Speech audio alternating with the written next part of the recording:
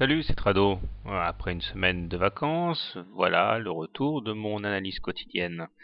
Pendant que j'étais absent, lors de cette précédente semaine, eh bien les cours de l'or se sont affranchis de plusieurs résistances assez déterminantes.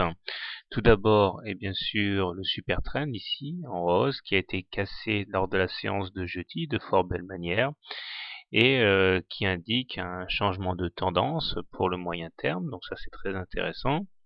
Nous sommes également maintenant positionnés clairement au-dessus de la M7 croissante et de la M20 croissante, et malgré un pullback assez agressif lors de la séance du 10 août et du 11 août, eh bien nous avons préservé les acquis et maintenant nous sommes très bien orientés. Seule la résistance à 1204 ici, celle qui datait du 15 juillet, eh bien, a pu limiter la progression vendredi, et sans nul doute ce sera le passage obligé pour aller atteindre la nouvelle fourchette d'Andrews, notamment la médiane ici qui est en mauve et qui invite les cours à aller rejoindre les 1240-1250. On remarque également que sur ces niveaux, notamment à 1255 ici, nous aurions la possibilité d'effectuer une nouvelle rotation à l'intérieur du canal noir qui est pour l'instant hypothétique, mais qui lui aussi invite les cours vers cette zone de prix.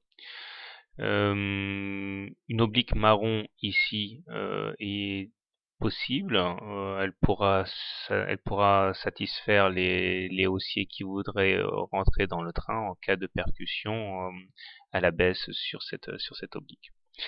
Donc clairement, comment trader lundi sur l'or? Eh bien, si vous êtes haussier, je pense que vous avez un point intéressant en cas de contact sur la M7, ou pour les plus prudents en cas de retour sur l'oblique marron.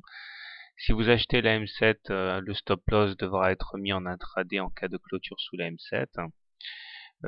Vous pouvez également, pour ceux qui sont plus conservateurs, attendre un retour gagnant sur la M20 pour acheter, pour ensuite viser la médiane de la fourchette d'Andrews. En tout état de cause, n'oubliez pas le stop loss en cas de clôture sous la M7 ou sous l'oblique marron ou sous la M20 selon l'endroit où vous êtes rentré. Les indicateurs techniques d'ailleurs plaident plutôt pour la hausse, puisque le MACD est devenu positif et est toujours au-dessus de son signal. Le momentum aussi est positif et le stochastique est ancré en zone de surachat, ce qui est quelque part garant d'une continuation de la dynamique haussière.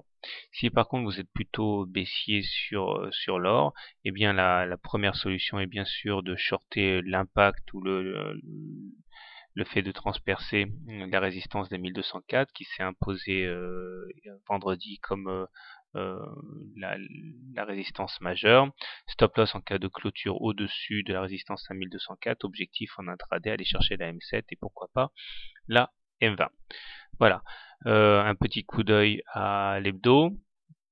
En hebdo, la situation est plus ambiguë puisque si on commence par les choses positives, on voit que l'oblique noir ici, bien que taquiné il y a 3 semaines, a été finalement préservé. Nous sommes partis pour une nouvelle rotation à l'intérieur de ce large biseau noir. Mais il n'y a pas que des éléments positifs, car nous sommes maintenant empêtrés dans une fourchette d'Andrews bleue ici, qui, si elle était validée, appellerait les cours sur les 1090. D'autant que la dynamique n'est pas aussi bonne sur les indicateurs techniques, puisque le MACD est sous son signal, le momentum tergiverse autour de la ligne des zéros, et le stochastique lui aussi est en dessous de son signal. Donc c'est plus ambigu, même si la tendance est à mon sens toujours haussière, puisque nous sommes au-dessus de la moyenne mobile à 20 séances.